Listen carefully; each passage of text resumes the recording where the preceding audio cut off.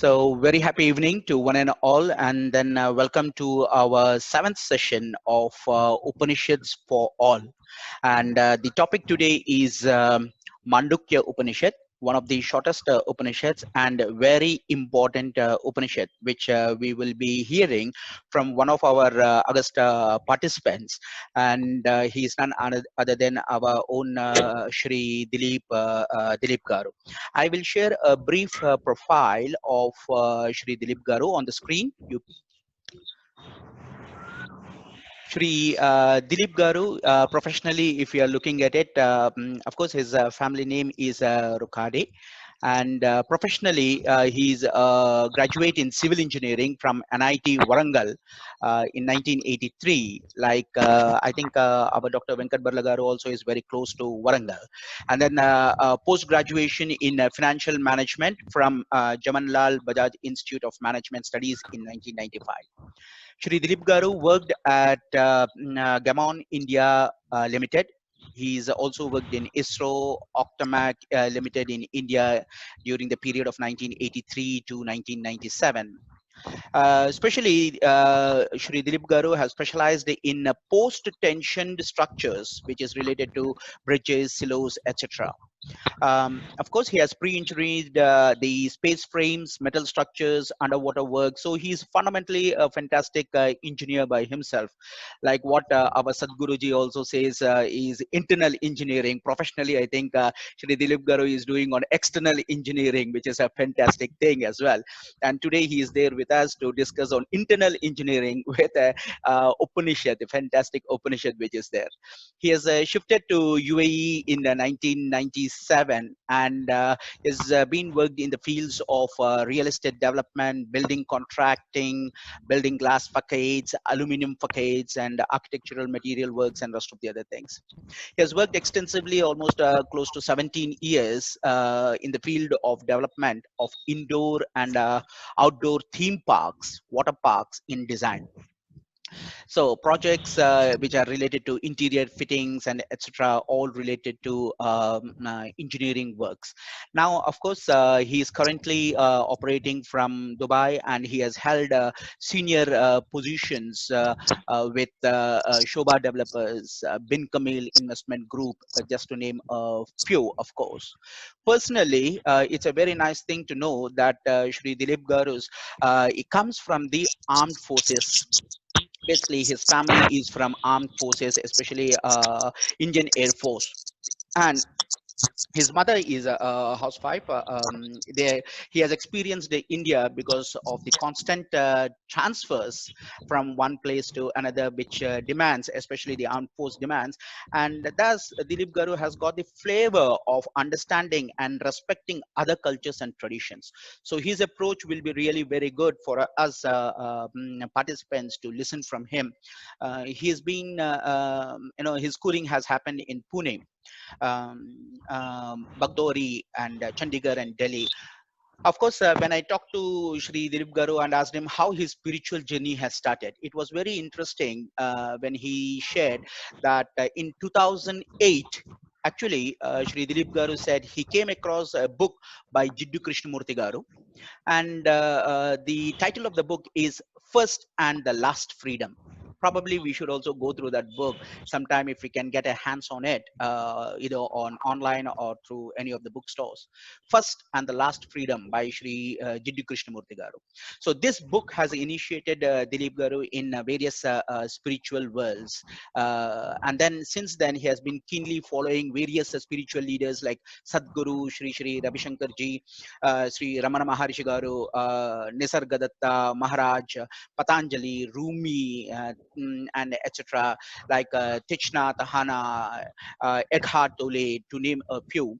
And then, of course, very humbly, Dilip Garu says that he is a novice in the field, but is willing to learn and unlearn.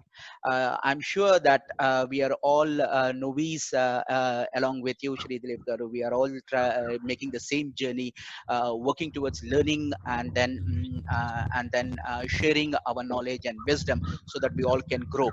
I think you got a fantastic exposure in external as well as internal engineering, and we are keen to listen from you on Mandukya Upanishad. Over to you, Shri Dilip Garu. Shri Ravi Shankar ji, Sri Ramana Maharishi Garu, Nisargadatta Maharaj, Patanjali, Rumi, and etc. like Thich Nhat Hanh, Eckhart Tolle, to name a few. And then, of course, very humbly, Dilip Garu says that he is a novice in the field, but is willing to learn and unlearn. I'm sure that we are all novice along with you, Shri Dilip Garu. We are all making the same journey, working towards learning and then sharing our knowledge and wisdom so that we all can grow. I think you got a fantastic exposure in external as well as internal engineering, and we are keen to listen from you on Mandukya Upanishad. Over to you, Shri Dilip Garu. Good evening and welcome to all. And thank you. It's a pleasure to address to you all on this very interesting Upanishad, which is the smallest one, but in terms of depth, in terms of understanding of the life of a person, both spiritual as well as the manifested life, both ways.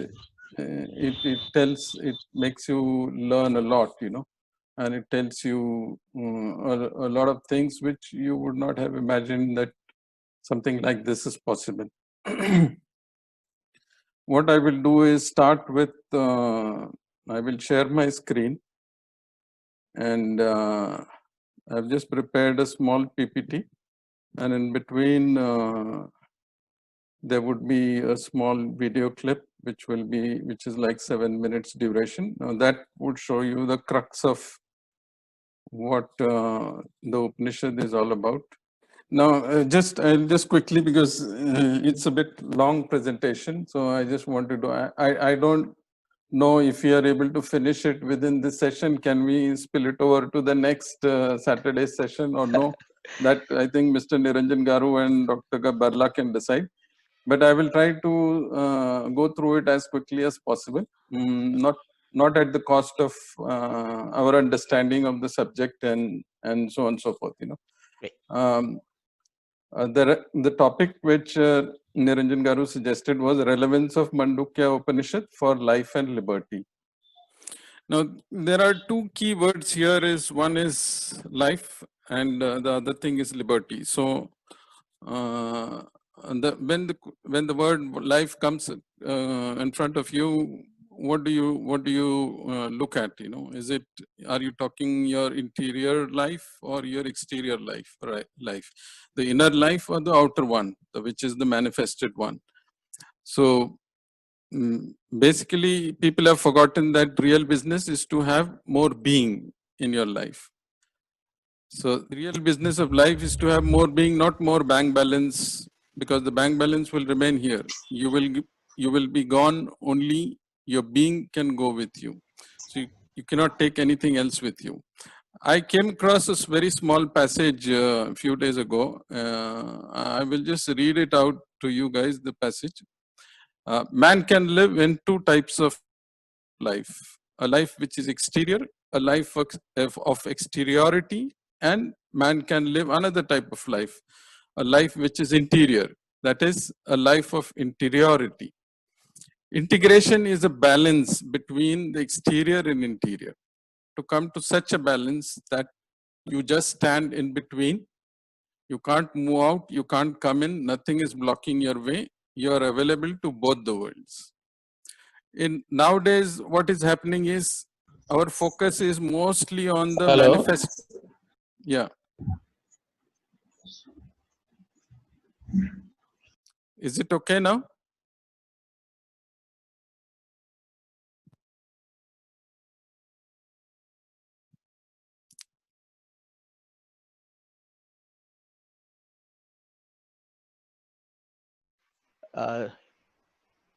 Yeah, Dilip Garu, please continue. Sorry for the interruption. Nowadays, what is happening is our focus is more on the manifested life. We are running after the job, the money, the bank balance. I want to have a big car. I want to have a big house.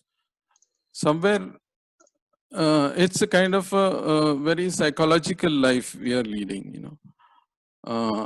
And that, when I say psychological, I mean that somebody has written a formula for life, that life should be like this. I do my schooling, I go to do my college, I kind of try to get into a good job, I make money, or I do business, I make money, I marry, I have a family. And this is a very stereotypical, very pre-programmed, very conditioned, and we are all being conditioned right from the day one. The day we are born, we are being conditioned like this. I call this as a very psychological life. It is not real life.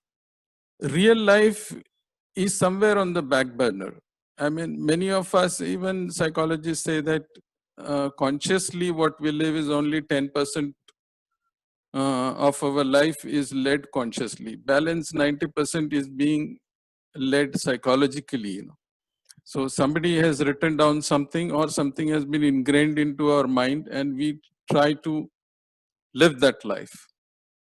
It is very relevant to Mandukya Upanishad, because this is where it tells you to have a kind of a balance between what is manifested and what is unmanifested life, you know.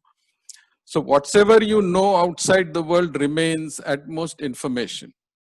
It can never become real knowledge, because you remain outside of it. Real knowledge is possible only when you have to come to the very source of knowing. And there happens the great miracle and many miracles. When you reach that source of knowing, a miracle happens. The greatest miracle is that the moment you come to the very source of knowing, you disappear. When I say you disappear, means your manifested life, it disappears. Your ego disappears, you know. You have been leading a very egoic life. I, me, myself, you know, that disappears. So when you come to the source, the closer you come to the source, the more you start to disappear. This is what the Upanishad is all about. Once centered, you are no more. That once you reach that center, when I use the word center, it means that our life is what our psychological life is all on the periphery, you know, all around, you know. We are not living life from the center. So once you reach the center, you are no more, as the ego is dead there. And yet for the first time, you are. So I am the real I am, you know, when you reach that center. You are no more as you used to think about yourself. You are no more the ego. That trip is over. For the first time, you are a being. So that is my real being. That is my real existence, you know. And with this being, the greatest miracle has happened to you. You have come home. That is what is called a state of oneness or union with the universe. That is what yoga is all about, you know. Patanjali also says this thing. Many of the yoga gurus have also said this thing. It is the union with the Brahman. That is the real thing. That is the real source, and where we all should go and merge. As I go through this presentation, we will get to understand it more and more. It means all problems solved, all questions dissolved, all anxiety resolved. One has come home in total rest, in total tranquility, nothing disturbs, nothing distracts. Now you are able to enjoy. Now every moment becomes a sheer delight. That is when you reach the source. Now, when I say every anxiety is dissolved, question dissolved, because what I mean to say there is, as I am losing my ego, I am combining my entity with Brahman and me as myself or my soul or whatever term you may use, it becomes one. So there is no seer, there is nothing to be seen. Everything is one, you know, it is all pervasive. Now, to go back a little bit, what has been happening in our day-to-day life or in life in general? First thing, religion got hooked in infra-rational. Infra-rational means something which is poor to a rational explanation. Science is rational. Religion went to infra-rational, something below rational. Second thing, so-called religious people became more and more inauthentic. All their beliefs became borrowed. And the third thing, the world became much too impatient. People are in such a hurry, going nowhere, but in great hurry, moving faster and faster and faster. Don't ask them where you are going or where are you going, because that becomes an embarrassing thing. Don't ask them, just ask how fast you are going. Where are you going is uncivil, unmannerly, because nobody knows where he is going. People are in a hurry, and religion is such a tree that needs patience. When I say religion here I mean the real religion. It needs finite patience. It needs no hurry. If you are in a hurry, you will miss what religion is. Be it, you can give it any label, Hinduism or Christianity or Islam or whichever label you want to give. But in general, I'm talking, if you are in a hurry, you will miss what religion is. Why has this so great hurry been created in modern life? Where does this hurry come from? From where it has come? Because in a hurry, you can at the most play with things. You can at the most play with the objects you desire. Subjectivity needs long patience, a waiting. It grows, but not in a hurry. It is a seasonal flower. You cannot get it within a month. It takes time. It is eternal tree of life. You cannot do it in a hurry. That is why more and more people are interested in things, because you can get them immediately. Things as in things of desire, you know. People become less and less interested in persons.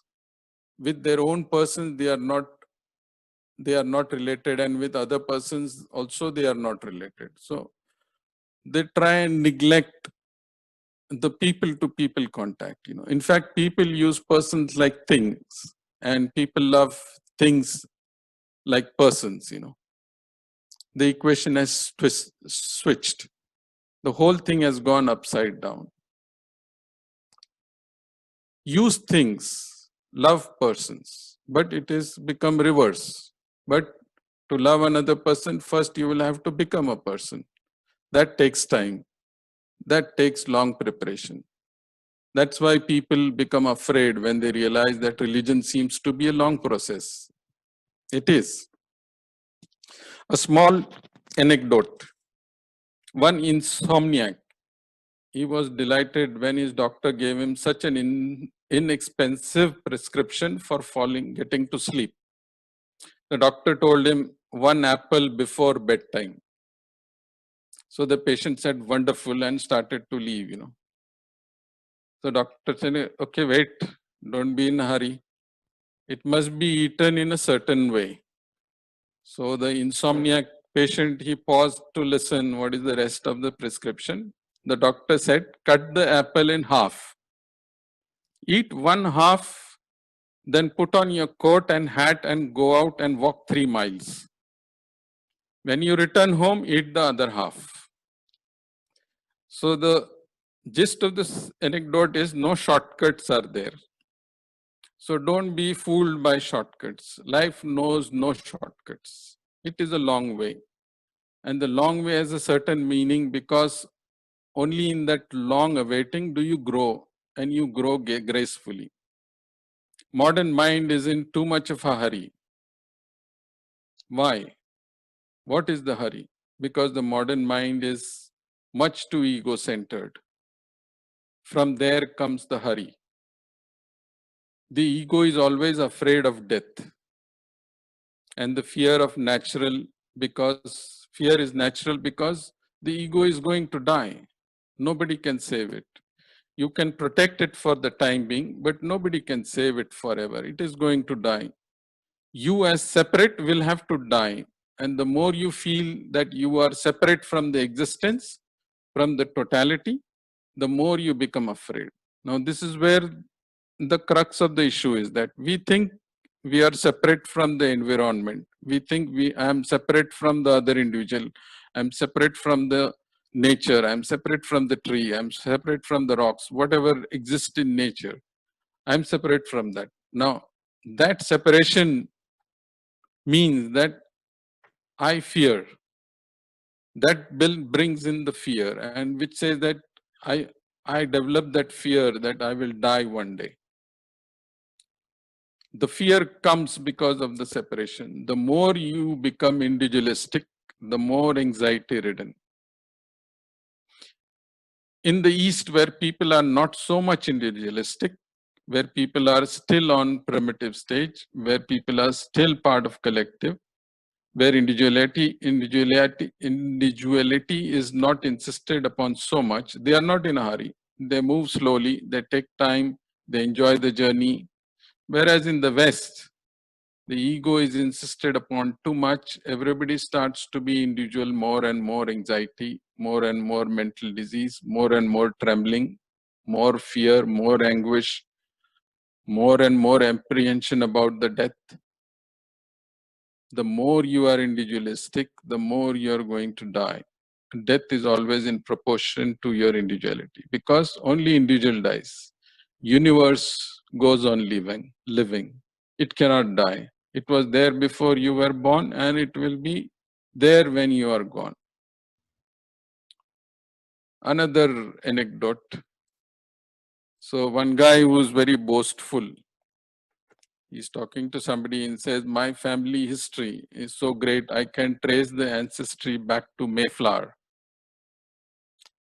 So his friend tells him sarcastically, I suppose next you will be telling us that your ancestors were in the ark with Noah. So this guy is very prompt. He says, certainly not, said the other. My people had a boat of their own. So the ego goes on and on and on, separating you. This separation is the cause of the death. Then you're in a hurry because death is coming. Life is short. Time is short. Many things to do. Who has time to meditate? People think these things are only for crazy people. Who is interested in meditation? Who is interested in Zen? Because if you meditate, you will have to wait years and years and years, and a lot of intense practice, passionate but passive, and then awareness. And there is a lot of waiting. To a modern mind, it is just waste of time. That's why the flower of religion has become impossible. That's why the religion is dying. People go on pretending that they are religious, but they avoid real religion. It has become a social formality. People go to temple just to be respectable. Nobody takes religion sincerely, because who has got the time? Life is short, many things to do. People have more important things to do. They are more interested in having a bigger car, bigger house, having more money in the bank. People have almost completely forgotten that real business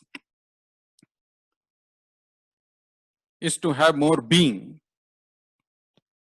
The real business of life is to have more being, not more bank balance, because the bank balance will remain here. You will be gone. Only your being can go with you. So with this perspective, I just wanted to, before I got into the real crux of the Upanishad, I wanted to build a kind of a perspective around the Mandukya Upanishad. What is it all about, and what kind of life we are leading now. Coming to the second word, liberty, it is liberation from what, a key question, which we all have to introspect and come up with.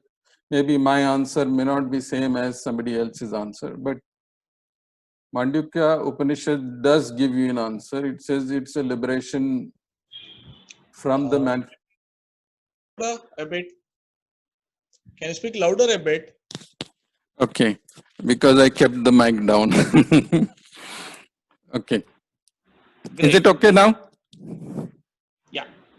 Okay. It is liberation. Liberation from what? It is liberation from the ego. It is liberation from the time and space we are in, the concept of time and space. So that is basically, in short, telling that you merge with the Brahman, or you merge with the God, and you become the God, So in the end, I should come with the statement that Aham Brahmasmi, I am the God, That is the stage which Mandukya Upanishad is telling you how to reach that stage, what should be done. And it lays down the perspective, it lays down the roadmap. So going to the quickly through some of the facts, like Niranjan Garu had said, is shortest of all the Upanishad, but huge in its scope. It is very deep, very meaningful. Short and big. Yeah, short and big. Yeah, it's like they say that in Hindi there is a phrase that "bada dhamaka," छोटे packet का बड़ा धमाका. So it's like that.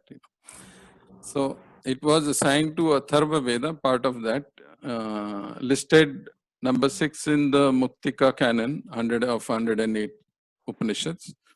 It is in prose consisting of 12 verses, associated with Rig Vedic school of scholars. So what it discusses? It discusses 3 things. One is the syllable Om, the theories of 4 states of consciousness, and it asserts existence and nature of Atman, or soul itself. So Upanishad in general, I think when we did that chapter on or the Upanishad of Isha Upanishad, there is a small verse at the beginning which kind of encapsulates the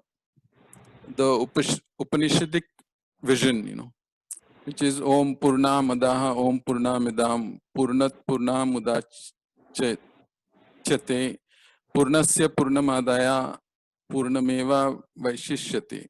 Om Shanti Shanti. Now, this particular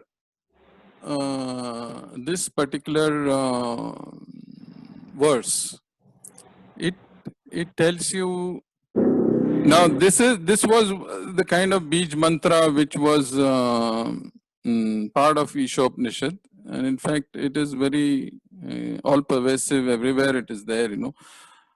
That the translation means that is the whole. This is the whole. From wholeness emerges wholeness. Wholeness coming from wholeness. Wholeness still remains. So the language. Sanskrit language is one of the most ancient languages in the world, and it has got a certain beauty, a certain flexibility, a certain poeticness. Modern languages are more scientific. They kind of possess a kind of mathematical logic around it, So many a times what happens is when you translate something from Sanskrit to English, many things are lost in translation because you don't get to know the exact word, in English. Now, for example, here in this particular verse, the word Purna, it can be translated in 3 ways. One means Purna means perfection. The second Purna could mean totalness, which is very mathematical, and it kind of existence means it cannot be totalness. Existence is something which is 2 plus 2, not 4, but it can be 5, it can be 10 also. So the third meaning for Purna could be wholeness, which comes closest to reality, So which is what the thing. But here you found the word, but many a times you don't get the word, So it is important that the the translation and the words which we get are right, and what I mean is exactly what you understand. Otherwise, again, between us two also, there will be a communication error and a communication gap. So, in short, Upanishad means sitting in deep communion with the master, and it has got nothing to do with temples. Upanishadic vision is universe is a totality, indivisible. It is an organic whole. The parts are not separate. We are existing in togetherness. And there is no separation. You may look different. I may look separate, but everything is linked. And that is the understanding we should have, Nothing is small, nothing is big. A seed can contain the whole, and the whole can be contained, and the whole will remain as it is. So even a human body or a human being is a representation of the universe, in short, you could come down to that, and which is what the Upanishad is also elaborating on it,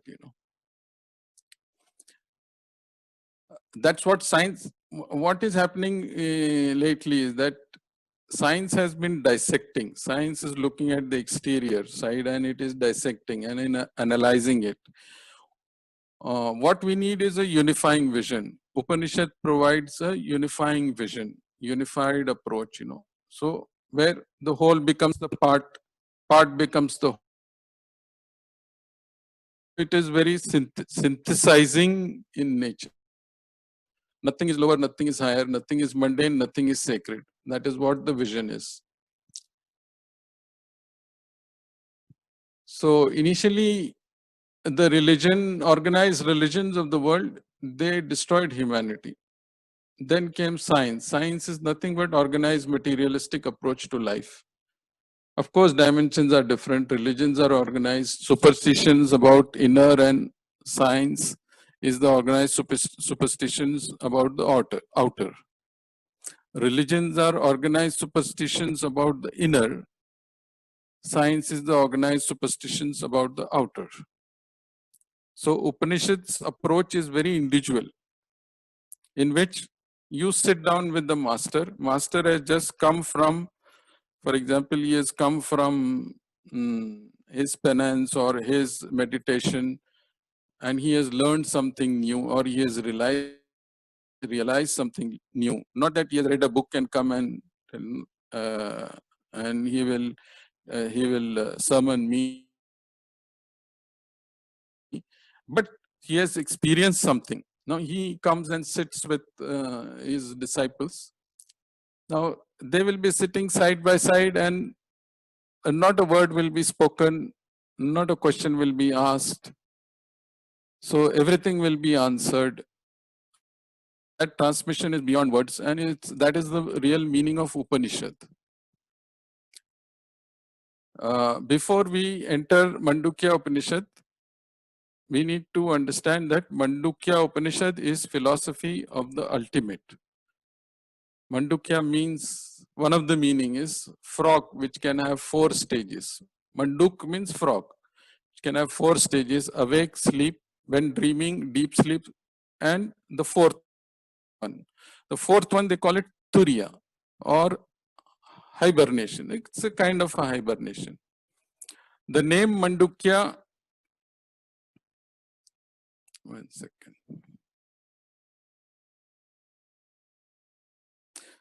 Why is it called Mandukya?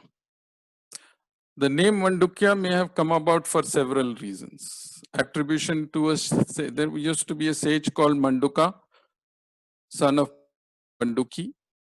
And in various other Upanishads also the reference is there with the same name. Manduka is also a type of a yoga, kind of abstract meditation in which the person sits like a frog, so Mandukasana kind of thing. And there are other, in the Vedas also, in the etymology of the Vedas also, there is the name Manduka Shiksha, which deals with notes on the musical skill. This word has been used very, Or as one commentator says, it is Mandukhaya, Mandukya. So it's like my mind is distressed.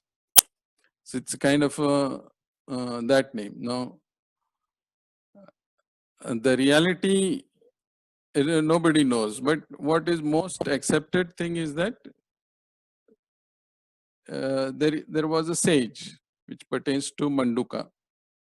The sage, his name was Manduka, and whatever related to him is Mandukya Upanishad. Whatever he preached, whatever he revealed from his experiences, that becomes Mandukya Upanishad. It's a part of Atharva Veda. Mandukya Upanishad is attributed to a revelation of a great sage called Manduka. That which pertains Manduka is Mandukya. The Upanishad or the secret teaching revealed to the sage Manduka is Mandukya Upanishad. It commences with a solemn declaration. Pure consciousness seems to play as waves of beauty. So does Atman appears to play as if it has four aspects: waking, dreaming, deep sleep, Turaya. Turaya is the fourth one. Actually, the meaning is fourth, but you could call it a Turaya. So this Upanishad has got 12 verses, and it shows us four apparent states or levels or planes of consciousness in which Atman seems to play. Atman is myself. Vaishvanara, it's like cosmic man or the gross body or Vishwa. Then the second plane is Tejasa, one who is endowed with light. This is my subtle body. The third is Pradnya, casual or bliss body. And the fourth one is Turiya, in relation to the Om mantra. It presents all 19 channels and 7 instruments through which manifestation seems to exist. Now we will, as we go along, we will go through what are those 19 channels and what are those 7 instruments through which we get to see the manifestation, or we get to experience the manifestation as it seems to exist, and through which the self seems to experience the apparent manifestation. So that is how we visualize, that is how we experience the manifestation. Now, by contemplating and witnessing these levels, channels and instrument, they are seen as a part of not self, leading the student to real self, to Atman. Eventually, the understanding comes that Atman and Brahman are one and the same, and which is also called yoga. I had alluded to in my starting paragraph, also starting of the my statement, that it is a union. It is a union of Atman and Brahman. So it becomes one. That is what is the final goal of Mandukya Upanishad. If one would be able to fully grasp what is offered in this Upanishad, one needs to know more, because self-realization would have to be attained. So in Yoga Sutras, Om has been offered as a direct route. Thus this Upanishad, and that is all about Om, is the direct route for self-realization. Now I'll go to the verse 1. Verse 1, what I have done is I have divided the in fact, before I go to the verses, what I will do is I have a one single picture or an image which will give you the crux of Mandukya Upanishad. Now, this is that picture. I hope you guys are able to see it correctly. On this side,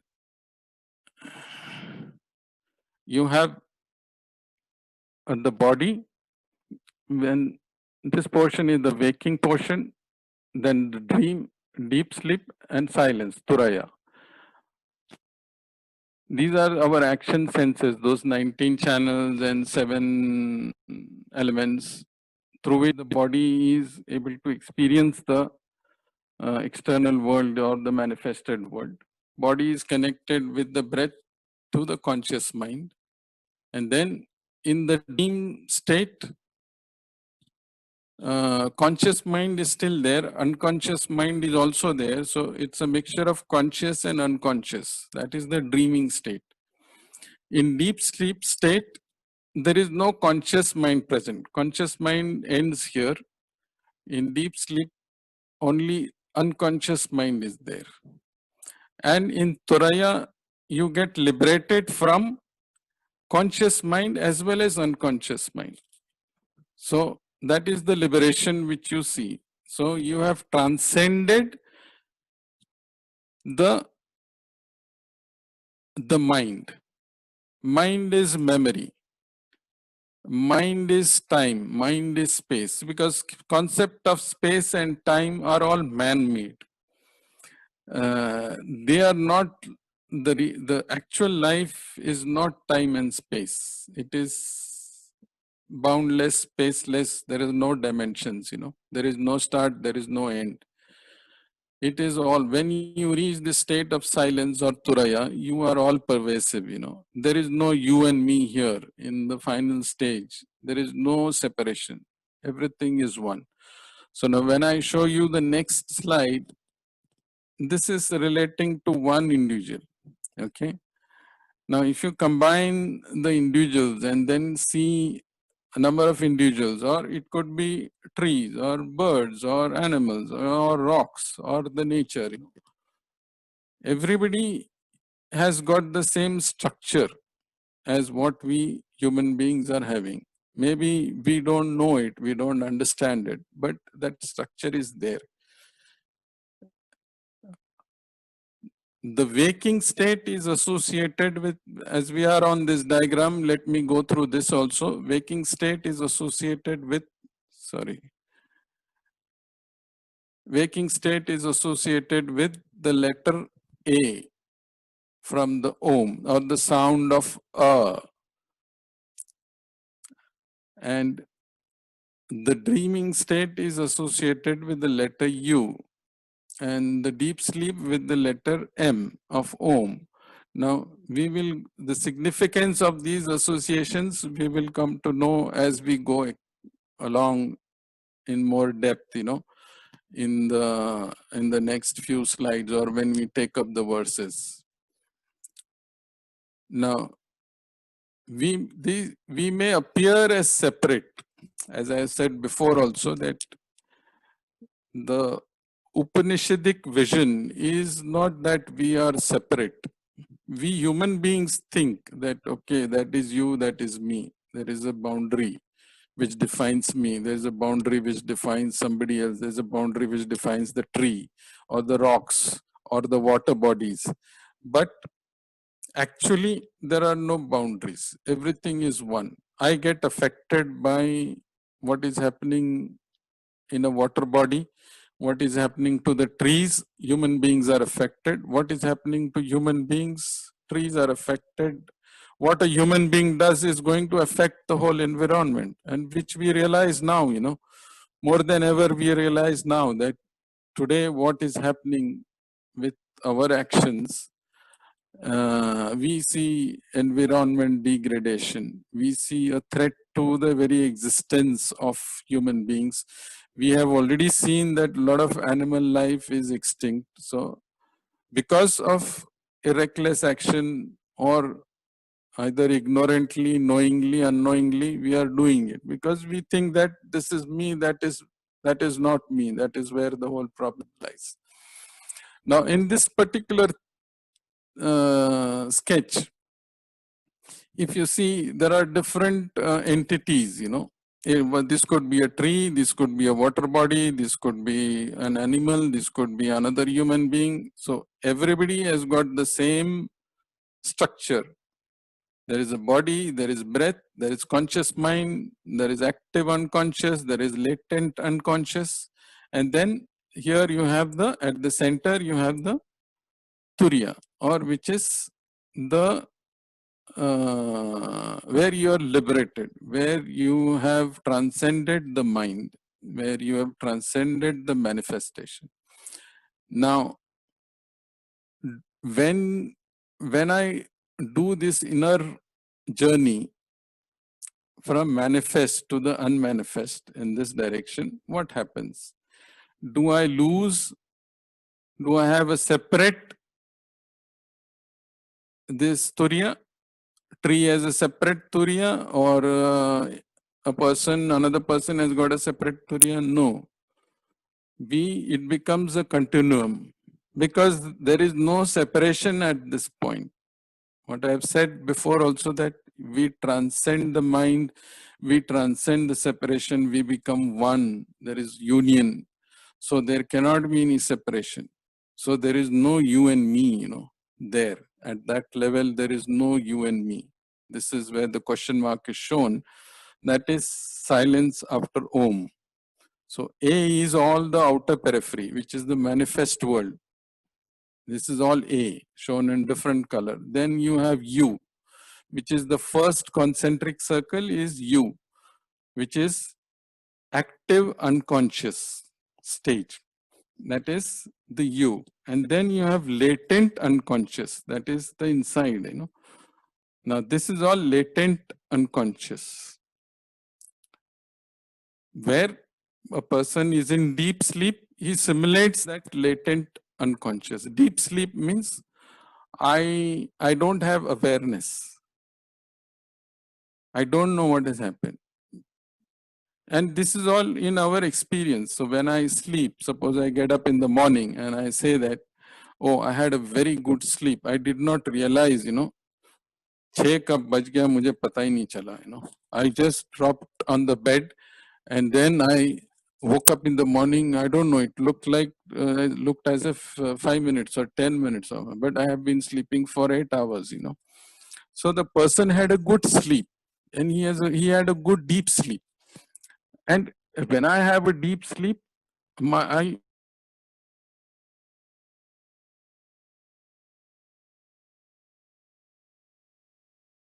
I feel very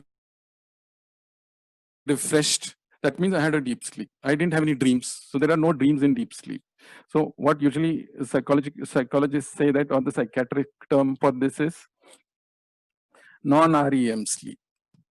So this active unconscious is REM sleep, that is rapid eye movement sleep. Latent unconscious is non-REM sleep, So there is awareness is not there.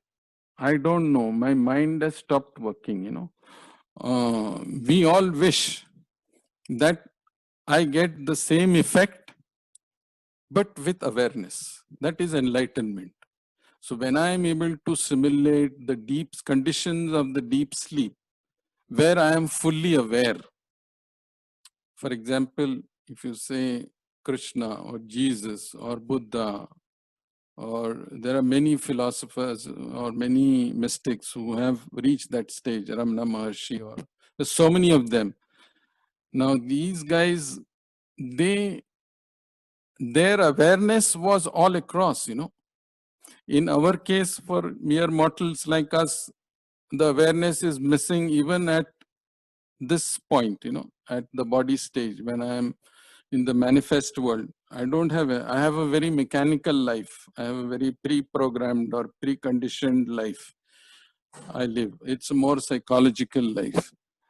But these people who are enlightened, they have awareness all throughout, whether be it manifest stage or unmanifest stage.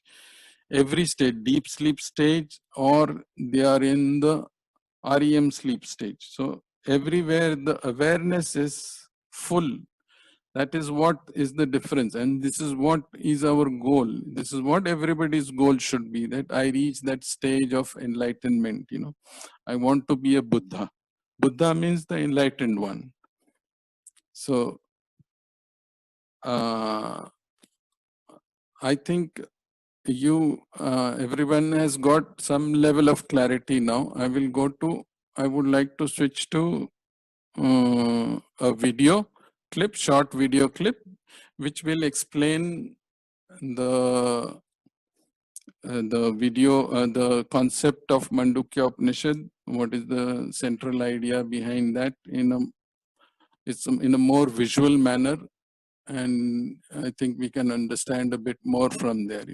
I'll just share this this particular PPT, and then I will go to the video side of it. Yeah, just hold on for a few seconds. Memories, habit patterns, life is different for each of us. I can see the screen there.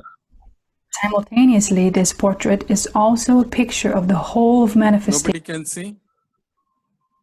Okay, I'm able to see. I'm just stopping the recording for. Yeah, thank you. Yeah, thank you.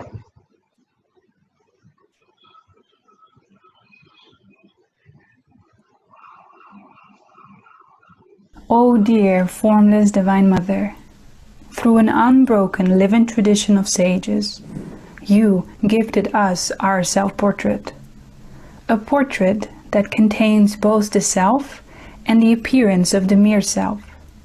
It is a portrait that applies to each individual. We all function and operate in exactly the same way. We appear different because our bodies do not look the same. Also, the collection of memories, habit patterns, desires, wishes, and wants stored on our hard drive is different for each of us. Simultaneously, this portrait is also a picture of the whole of manifestation, the totality of existence. So it is your portrait as well, O dear, formless Divine Mother. The appearance of duality is a play of consciousness. Non-duality is the essence of existence. This portrait of existence reveals our true nature and offers us a path home. Yet our true nature lies hidden, veiled by ignorance. Thus, as we walk the appearing path and uncover forgotten aspects of ourselves, it is experienced as expansion. The conscious part increases, and the unconscious part decreases. At first, it may appear as if I am discovering my senses, my breath, my mind, and even my silence, my true self. Oh, how silly that ego can claim all this to be its possession.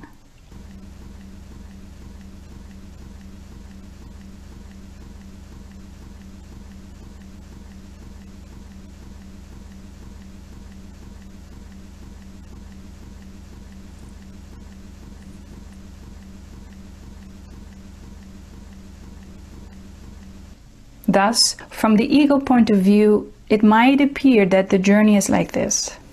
I am moving inward, discovering the center of my being. Everything along the way you uncover is subject to change. So, how can this be the true self? Seeking to find that which does not change reveals that there must be something beyond body, breath, and mind. The center of your being is the source of all the other parts of you. Wait a second. If mind, breath, and body emerge from this center, then this center came, so to speak, first, and all the others later. Realizing this, the ego slowly dares to see that it is not self-existent. Ego is not the owner. It all flows from this center, including ego. What will happen is a 180-degree shift. Suddenly it becomes clear. I, as ego, am not moving inward. Consciousness is moving outward as a me. All I did was retrace the outward moving flow of consciousness. Consciousness plays as mind with the appearance of an ego, as breath, as body, as senses, as an appearing me. If you and I recede into the source out of which we emerged, do we dive into different sources? No. We're not merely connected. We are coming from the same source. We all come from the same source. Can you see it? Everything, all appearing forms come from that. It is the appearance of ego, which is none other than consciousness itself, that has the seeming ability to appear as if it can isolate itself from the whole. So out here, they appear as different. Here, all is one. Yet, all is Brahman. Unity plays as diversity. What an amazing magic show it is, isn't it? What about this? Over time, people in different places have retraced the outward moving flow of consciousness back to the source out of which they emerged. Out here, they appeared as Buddha, Mohammed, Jesus, Swami Rama, Swami Vivekananda, Ramana Maharshi, Swami Yogananda, Anandamayi Ma, and many, many others. But they all knew by direct experience that all is one. They knew that everything emerged from one source. They served the local people in a way that worked for them at that time. Thus, they may appear to have shared different teachings, but only the vase was different. The flowers, the essence, were the same. They all taught love. They were all prophets of love. Because if you see that all is one, you love all and exclude none. You are no different from them. You too can be a prophet of love. With practice, you can polish the ego to make it see where it gets its energy from. Then, ego can become a representative of the formless consciousness by appearing as an individual while fully knowing that it is all one, sharing selflessly, giving selflessly. You can see consciousness manifesting as and through everything around. All comes from that, and all is that. It is all consciousness and its play. That is why I personally call formless consciousness Divine Mother, because formless consciousness appears as a lap of love in which all forms can play in freedom.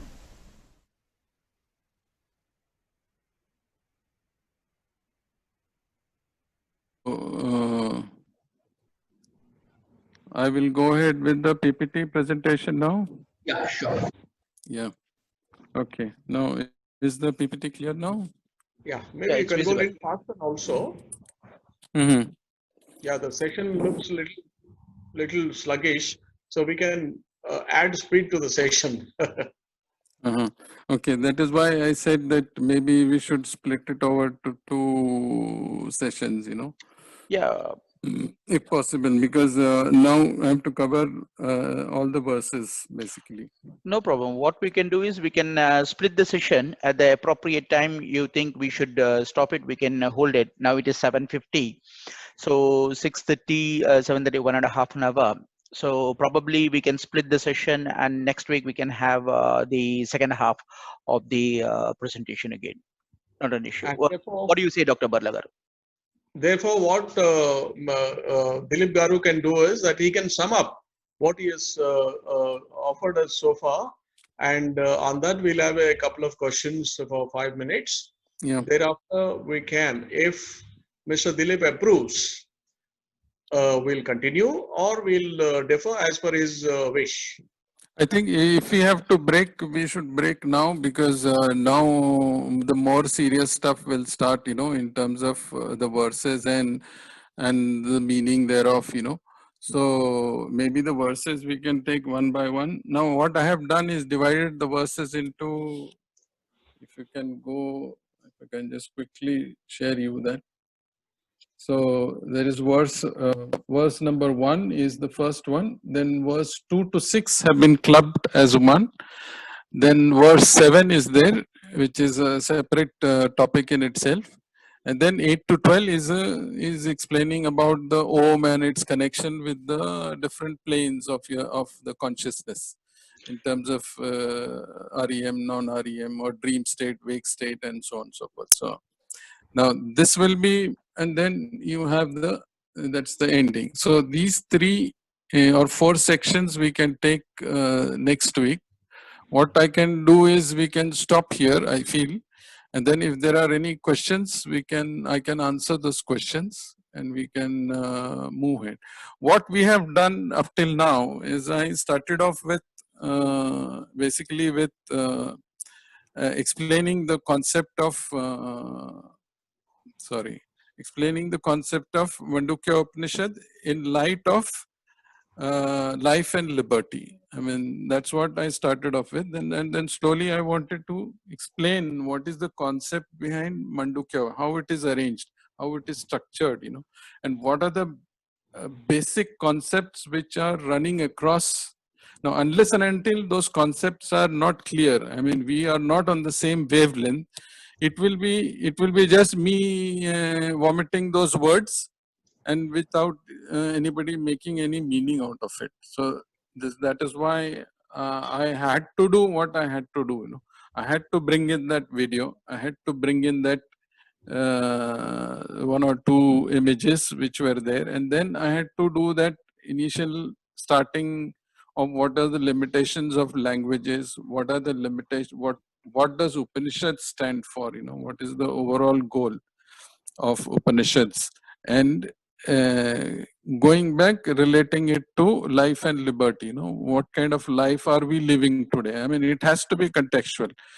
At the end of the day, I feel that when I read this Upanishad, or anybody, you're listening to me, so what is your takeaway? How it is affecting my current life?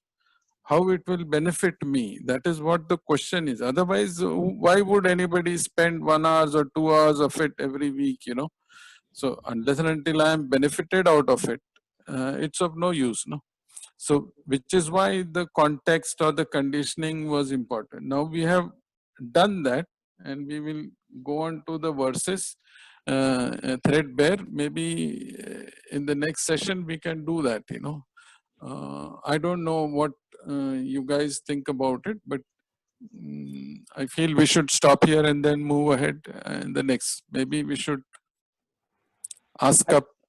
I think it's good to do that so that we will have some kind of summary from my perspective. That's what I think Dr. Venkat Barla Garu was also suggesting. Please. Because I think if you're okay with that, we will stop at this session. This is, yeah, perfect then. So this becomes the right point of, culmination as a summary for part 1. So part 2 on Mandukya Upanishad we will do on the next week. So I will open the floor for discussion then. Is that okay? Yeah. Thank you so much. Okay, great. And if I think Dr. Before we open it, I would like to thank Dr. Barla and Niranjan Garu for reposing that faith in me, and that I could do it. And many thanks to you both to instigate and to spearhead this, and I would like to have comments from Dr. Barla and everybody else, so that if in case something needs to be changed, and then when we do the next session, I can bring in the necessary changes. Yeah. Sure. Appreciate. So we have one interesting question already, thought process coming from Dr. N. Sujatha Garu. She is asking, what do we do to integrate the inner and outer being? Over to you, Shri Dilip Garu.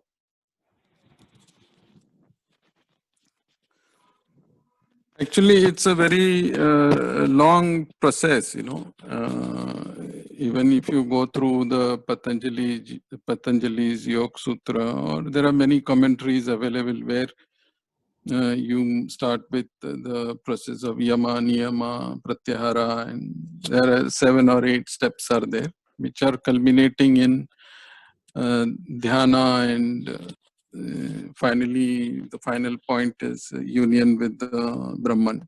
So those are there, but for that you need, I agree with her that you need 8 steps. For that I agree with you that you need a teacher. Without a teacher it becomes very difficult, somebody who has done it, somebody who has reached that stage is important. You could read books, you could understand from the book, so theoretical knowledge will be there, and knowing will not be there. So knowing will come from a teacher, So like in today's world, you will, even in a small WhatsApp group, if I post something, there are experts on defense, there are experts on the virus, there are experts on, so they will read from the net, they will read books, and then they will come and comment on it. So that is only knowledge, knowledge is not knowing. Knowing is very experiential, so knowing has to be there. So we need to go to a teacher who will teach us exactly, So yeah, you are right, those 8 steps are there. That is one of the things. So there are many methodologies, different gurus have got their different method, but in the end everyone comes to a conclusion that there are few which are prescribed, so go with the time tested ones, and you could go ahead and do those, to bring the inner and the outer, because it is like this, as it was shown in the video, that there are, as we go through our life, right from the day we are born, we are making linkages. A right analogy would be a computer hard disk, how a file is stored on a computer hard disk. You give a label, you give a file name to the file, when you delete that file, the data is still there on the hard disk. It is gonna, only thing that association is lost. So in our life also same thing. We are creating a lot of linkages. We are giving labels. We are giving, so a simple thing like rose, we give a name. Other animals, they don't have a name or a label to a rose. They will identify just by a look, Here we are giving labels by name, by form, by smell, by everything we give a label. So everything, we are so overwhelmed with these labels. There are images formed, and that is our life. The actual life remains elsewhere, but this is our, like I said, it is the psychological life. Yeah, it is bondages, and all what we see manifest world is the samsara, So there are bondages in samsara, and we are going on creating bondages and bondages and bondages. Bhakti can help us. Bhakti is a total surrender. It means I don't sit in a judgmental position. So I take things as they are, I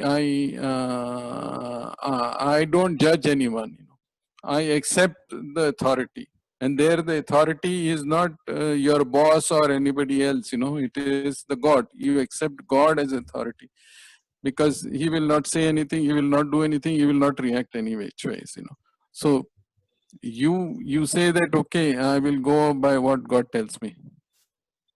Yeah, great. Dr. Barlagaru has got something to say. So please, Dr. Barlagaru. Yeah.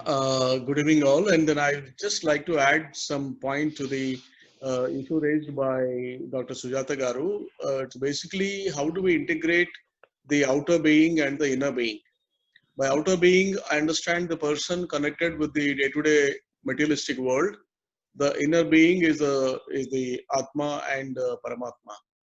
So in my life, I have realized that if I have to be in this world, if I have to have my samsara, if I have to love my wife, love my children, and do materialistic things and have a car and building things like that, in this pursuit, there's no point being diplomatic or trying to say that I am sadhu and I am trying to attain the higher connect, yet I am here and things like that. So I don't want to be a person like that. It is very clear that you cannot achieve in your balance of life. All of us have got X, Y percentage of life left for us. I don't think it's possible to attain the kind of thing that we are talking about. We are talking of integrating the inner and outer. You forget about it. I don't think I can achieve it. At least I can't achieve it. But then Niranjan Garu may ask me that, sir, then why are you doing all this? All this intellectual zig. What the hell is happening and why are you doing all this? Knowing that you cannot. True. Why are you doing all this? My submission is that going through the Upanishadic knowledge keeps me clean. Knowing the Vedas, moving in that direction, getting the knowledge from experts, like for example today Mr. Dilip talked about many interesting things which I have not heard before. Okay, for example, I tell you, one he talked about was the way we look at things and persons. We are confused between persons and things. We think things are persons and persons are things. Oh, that's a beautiful concept. So the more we dwell into this and more we hear this rare knowledge, more are we getting polished to lead a better life. Because if you don't lead this life, the other life is very bad. You are into this society, you are into the street, you have all kinds of people in this society. You should be able to separate yourself from this society. Being in this society, the only thing which separates you is the knowledge of the Upanishads. That is the only limited purpose with which we have started this. If you think you will be able to integrate with Atman, it's like jumping onto the moon. You will never be able to jump onto the moon from here. So you forget about it.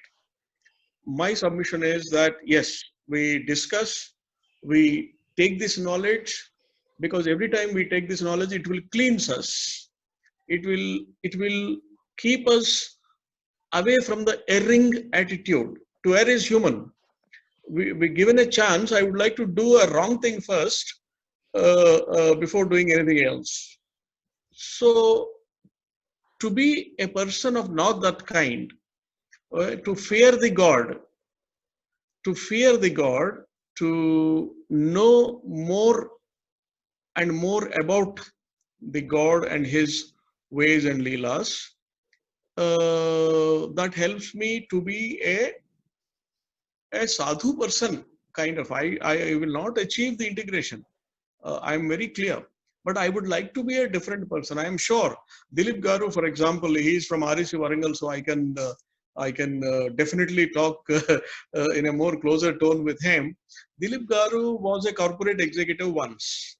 Later on, he shifted to he was attracted by the divine knowledge after reading JK's book, and then so if I compare my previous and my current, definitely I'm thankful to all my gurus and sessions that I've undergone, because it made me a different person and a better person, I feel.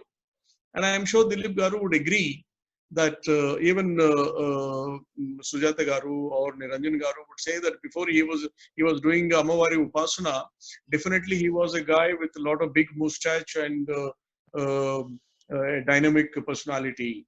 But now the sadhana has toned him, rounded him, polished him, so he becomes a better person. That is the mission with which we acquire this knowledge. Thank you very much, Sujata Garu. You really propelled my thoughts. Thank you very much. There is one more thing which I want to add here is that sessions like this give us a perspective how to go about the current type of life which we have chosen, how to give a proper perspective, to it. So it gives a background to it. Number one. Number two, I want to give again an analogy. Even I think recently I saw a video from Sadhguru also. He's giving the same kind of same concept, but he is using a different method. But what I wanted to tell you is that if I tell you to drive a cycle which has got only one wheel, okay, that wheel is, say, the materialistic wheel which you are driving. So you need to be very skilled. It will be a misery, actually. It will be very miserable to drive a cycle which has got only one wheel. Yes, there are some people who do mastery over that also. And there are people actually also in life, you will see, they have done mastery in that, to drive through this materialistic world only. That is the only their goal. But if you want to drive a cycle which has got two wheels, one is materialistic, one is spiritualistic. Now these two wheels have to move. So one is your psychological life, one is your conditioned life, which is materialistic, which right from the day you are born, you have been fed, your mind has been fed with one type of information, that you go to school, you go to college, you get a job, raise a family, have kids, get them married, have grandkids, and then say, this is what our mind has been conditioned for. Now, that is one wheel. The other wheel is your life. Life is not psychological life. There is other life also, which we cannot appreciate now because we have not seen it. It is like I'm standing on this side of the mountain, I have got, or this side of the Everest. I cannot see what's there on the other side. My vision is not there. So I will say there is nothing. That will be my audacity. You may call my ignorance or whatever, my stupidity, my foolishness. I will say there is nothing there. Whatever is there is on this side. So this is the situation we are in, So we have to decide, we have to get in that balance, like if we can't get one with the Brahman, we cannot, we have to go with this kind of life. Then we have to develop that balance, bring that balance in you, that yes, I will go with that conditioned or that psychological life I will lead, but at the same time, I will also be concentrating on my other life, the real life I will lead. So, and what that real life is, that everybody has to discover. My life will be different from yours, will be different from somebody else's. So I have to discover what that real life is, what gives me joy, what gives me bliss. And as regards to the third point which I wanted to touch upon is that touching the Brahman happens daily with all of us. It may be for few seconds, few minutes, maybe during your deep sleep stage, you are touching the Brahman, but that is not in your control. It is happening by accident. What is important is to touch the Brahman or to get to that stage at will. That is what is the key point, which is what is important, and to be in that stage. Like I said, in all the stages, waking stage, sleeping stage, dreaming stage, or any other stage, we are not having awareness. The awareness is missing in all these things. We say it is a wakeful stage, but are we awake? We are not awake. We are leading a very, you can at the most call ourselves as so-called awake, this is not wakeful stage for us because we are living a programmed life. It is not a wakeful existence. It is so-called wakeful existence for us, So there are so many things, so many concepts, and if we bombard the mind with in 5 minutes or 1 hour or 15 minutes, we all will get confused. So I will say that let's digest a bit and then move ahead. Yeah. Any other questions we can answer? Yeah. Okay. So we have one question from Saroj Singh, where he's asking, how can we control or divert our mind if we are thinking about fear or death?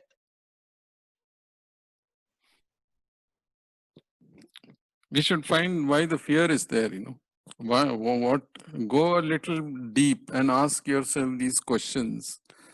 And definitely you will come to a point where it will be a dead end, It will be a cul-de-sac for you. So at that point, you will get your answers. I don't know what is causing fear in your mind, Is it fear of unknown, or is it fear of some disease, or is it fear of which will lead to death, or is it fear of unknown which will lead to death? So I need to know. It is like that classic example of a lady goes to a well to get water, and there was a coil of rope there, and because it was dark, she could not see the rope, and she thought that it is a snake, and she panicked and started screaming, snake, snake, snake, snake, there was another gentleman who was passing by, and he stopped by and he said that, what is it? Why are you screaming? So he said, snake. There is a big snake here. So he went a little bit closer and he said, it's not a snake, it's a rope. So this is our situation, basically, that the cause of fear may be misplaced. Yeah. It could be something which can be resolved very easily. There is no cause of fear, Death any which way has to come, because this body is not eternal. Body has got a life.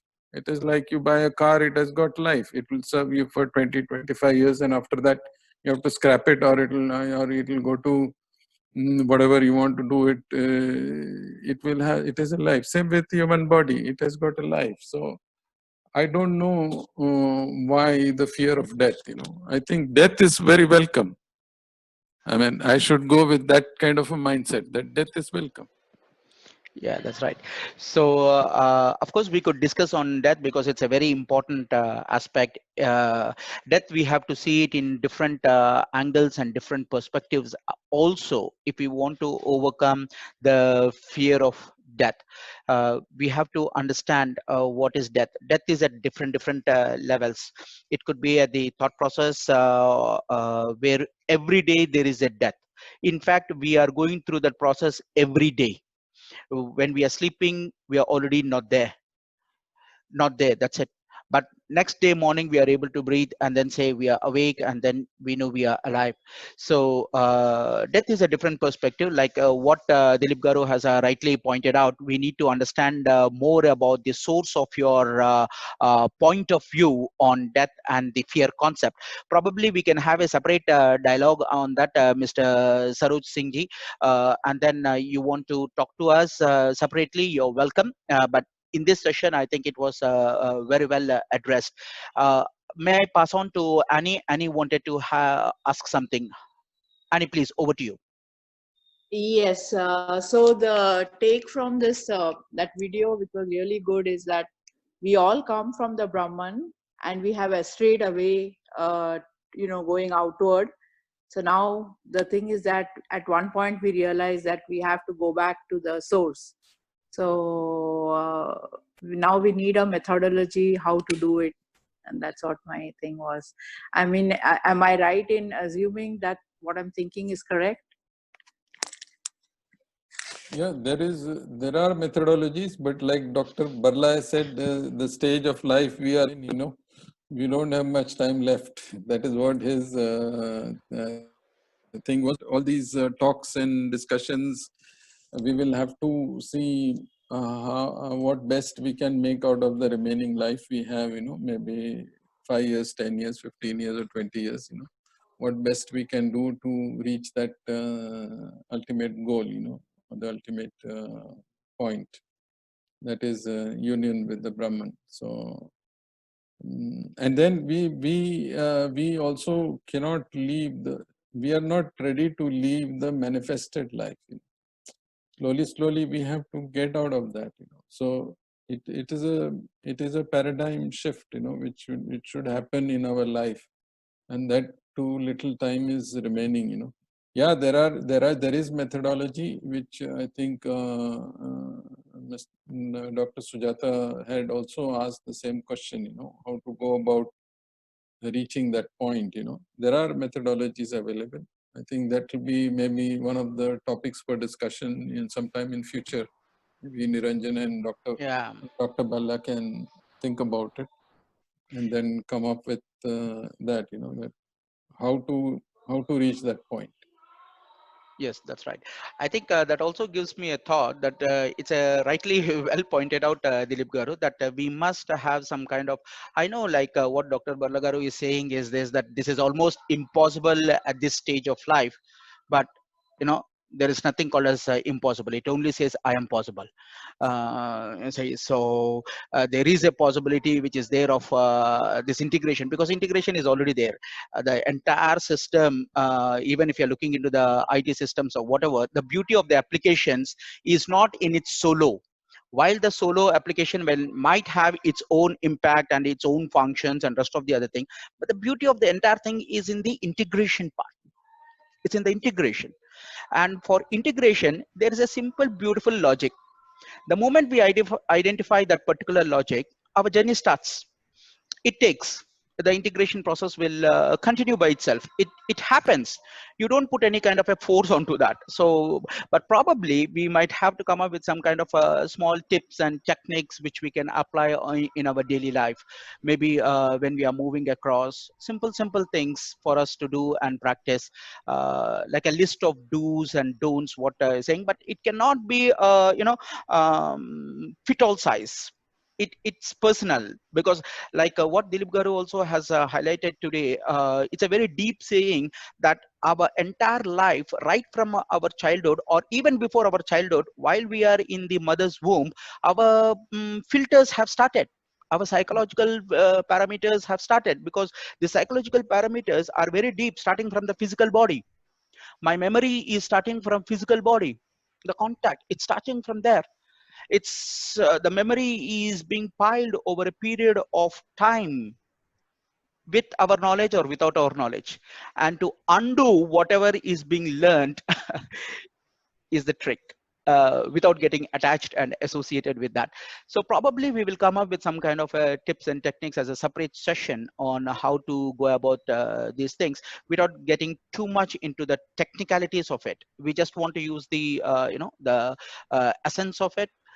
We are not going to be technical about it, but we will be about functional about it. We'll be functional. How do we work on it and then get the result what we want from the bigger perspective? If the business is to find the ultimate Brahman, or come up with him, we don't want to enter into too much of technicalities of it, because technicalities are already being dealt in the form of Upanishads. They are already there in the form of functionality. It's already there. Too much of technicality in terms of the Vedas, it is prescribed, it's available.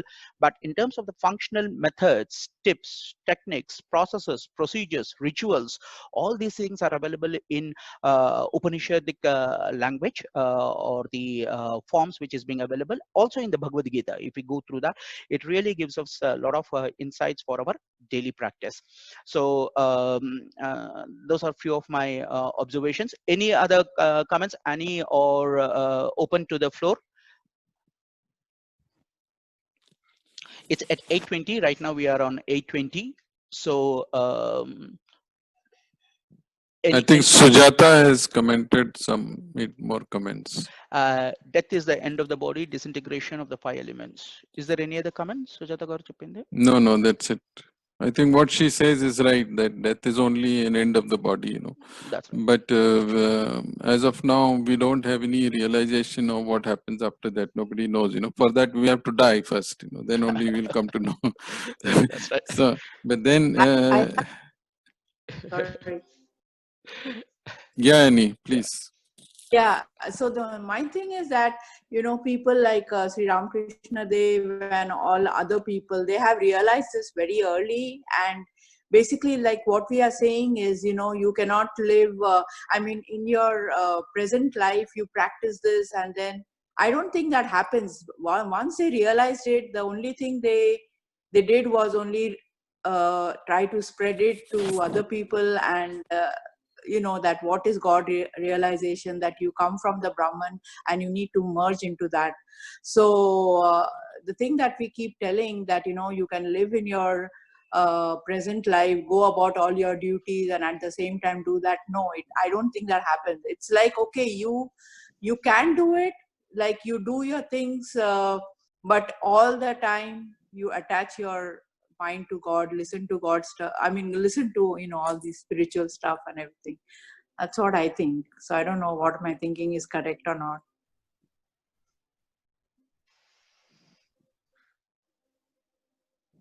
That's all. Yeah. Hey, Okay, what good. is the question? Madam, can you just put it in the question form? So my question is that, that as we keep saying, that in our daily lives, we need to practice, going about our daily lives also, and practicing, not practicing, that's not the right word, but trying to attach yourself to God.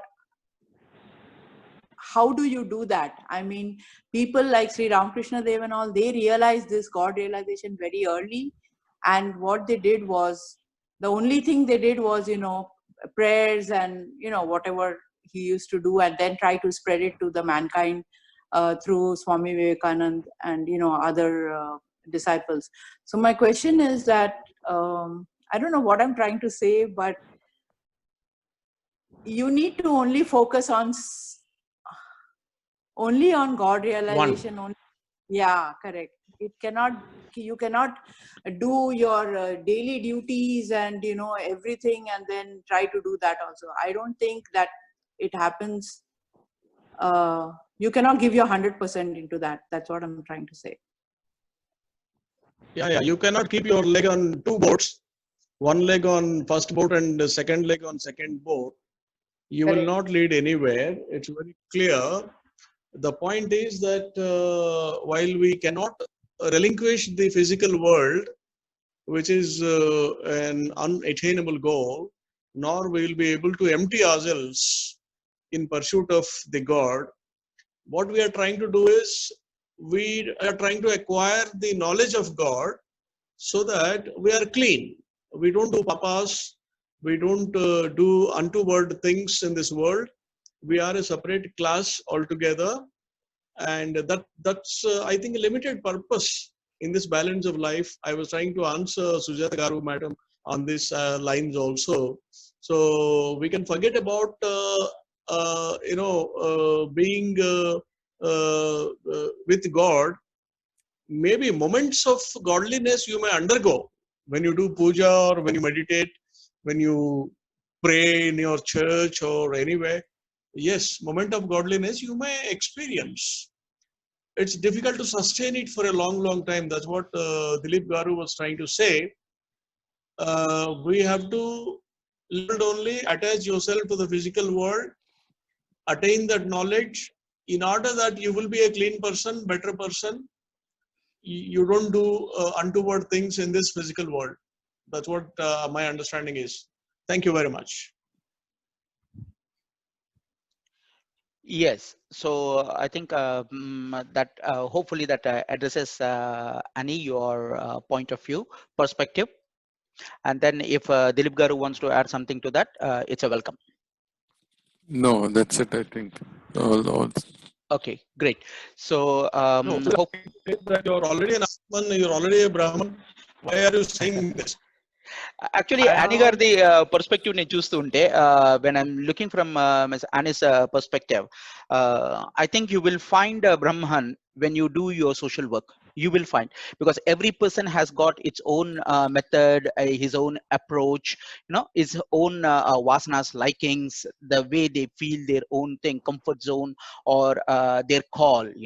So your call, I see over a period of time in the little interactions what we have, is probably, Annie, you want to do good to the people. That's already your first step. So internally you are already there.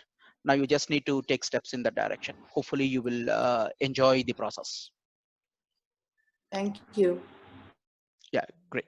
So I think may I request then, if things are good, may I request Dr. Venkat Barlagaru to give the closing comments and word of thanks for session 1. Yeah, it's been a fantastic session, and definitely having Dilip Garu here today has added depth to the session, because his concepts, the language, the presentation is really towards the kind of session it should be. These sessions are Upanishadic sessions, are certainly the sessions which must have that flavor of those words and languages. But when we talk, when I was presenting the previous sessions, for example, it was all a corporate language. I speak a common man's language. I connect it to the corporate. So it's a new flavor the Dilip Garu has brought, and we look forward to having more sessions with him. And certainly one more this thing I'd like to add in response to Sujata Garu. Sujata madam is trying to put a question. Okay, you are already a Brahman. You are already an Atman. Where is the question of not being one? That's right.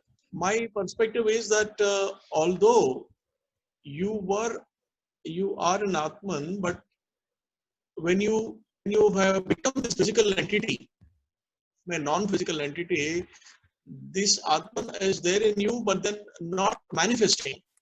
What is manifesting is the Rakshasa, the man that you have been. So that is operating because you have to operate it that way to do your day-to-day work and live this life in this world. So we have forgotten Brahman and forgotten Atman. We are not able to explore. We are not able to realize and bring it out. Although it is there in us, we are not able to bring it out. To have some feel, to have some experience, some moments, we are going through these sessions, listening to the sermons, so that we experience that and we don't travel in the wrong direction. We always travel having been a person with a knowledge of, for example, Dilip Garu has got a fantastic knowledge about these Upanishadic things. Now, for him to do something wrong is very difficult. He cannot do. But a person who's not having this knowledge will do. Given a choice, he will do wrong first. That's right. That is only purpose. The Brahman is there, but we are not able to realize and experience. Yeah. Sir, I was answering Ganeshan sir's question in the chat box. So he has asked whether Aham Brahmasmi is with ego or without ego. And there I have answered is without ego. So without ego is Aham Brahmasmi. And it is stated in the Yajurveda is the next comment in the chat box, which I have answered by saying he has stated that that is the nature of us. Every human being is Aham Brahma. We are Brahman. That is the nature. But whether we have realized the nature depends on our practice and whether we have gone to the Turiya stage to realize. That's what I have said. I was answering the question of Ganeshan sir. Very good. Very good. Excellent. Excellent. We are so happy about it. Okay, great. So thank you, madam. Thank you very much. Fantastic. So, Dr. Venkat Barlagaru, may I request for a word of thanks, and then we can close the session, sir. Yeah. So we thank Dilip Garu for this session and all the participants. You've been a fantastic audience today. The questions have been very intelligent and exchange of notes has been very good. Dr. Sujata Garu is here. Anna Madam is here. Niranjan Garu is here. We are fortunate that week after week we are going through these sessions, and we only try to see that the audience, the strength of attendance improves so that the knowledge reaches to a wider audience. And with this, I thank profoundly the speaker as well as the participants. Thank you very much. Good night. Okay. Shubharatri. Thank you, sir. So I think next week, Saturday, we will have the session 2 of Shri Dilip Garu presentation on Mandukya Upanishad, session 2 next week. Yeah. Until then, Also, thanks. we have Saroj Singh Garu, Dr. Saroj Singh here. Yeah. And I would invite Dr. Saroj Singh to give his comments. He's a learned person. If anything, kuch hai to boliye, sir. Saroj Singh, sir. Yes, sir, I know. Hello, yes, sir. Hello. Anything from Dr. Saroj Singh? Sir, everything. Sir, the session was really very good. I learned a lot actually. Can I speak in Hindi? Can. Yeah. बोलिए, आप जरूर बोलिए. Actually जब मैंने सुना तो मुझे बहुत अच्छा लगा बिकॉज क्योंकि मेरे माइंड में कभी कभी बहुत सारी ऐसी चीजें चलती जिससे बहुत डिसअपॉइंट हो जाती हूँ, बहुत निराश हो जाती हूँ, कभी कभी रोने भी लगती हूँ. तो इसको सुनने के बाद मुझे बहुत रिलीफ मिला. लाइक जैसे कहा सर ने कि अपना ईगो, हो सकता है हमारे अंदर कोई ऐसी चीजें हैं ईगो जैसी जो हमें परेशान करती हैं. तो ये आज मैंने सीखा और मुझे अचानक लगा कि हाँ हमारे अंदर हमें ये सब चीजें नहीं करनी चाहिए. और मेरे अंदर कभी कभी डर रहता है कि जैसे कि डेथ का, कि कैसे होगी, क्या होगा, वो सब चीजें मैंने सुनने के बाद मुझे अच्छा लगा कि नहीं वो सब नहीं करना चाहिए हमें. तो रियली वंडरफुल. Thank you. बहुत ही अच्छा लगा है. आप हिमालय पर्वत है, आप डरने की कोई जरूरत नहीं है. हर बारी जब डरने का मौका आता है आप बोलो कि मैं पर्वत हूँ, मैं पत्थर हूँ, मुझे कोई कुछ नहीं कर सकता. Thank you. Thank you, ma'am. Thank you. Okay. So then, thank you. Shubhratri. Keep good health. Have a nice weekend. Thank God you. bless everybody. Bye-bye. Thank you. Bye-bye. Bye-bye.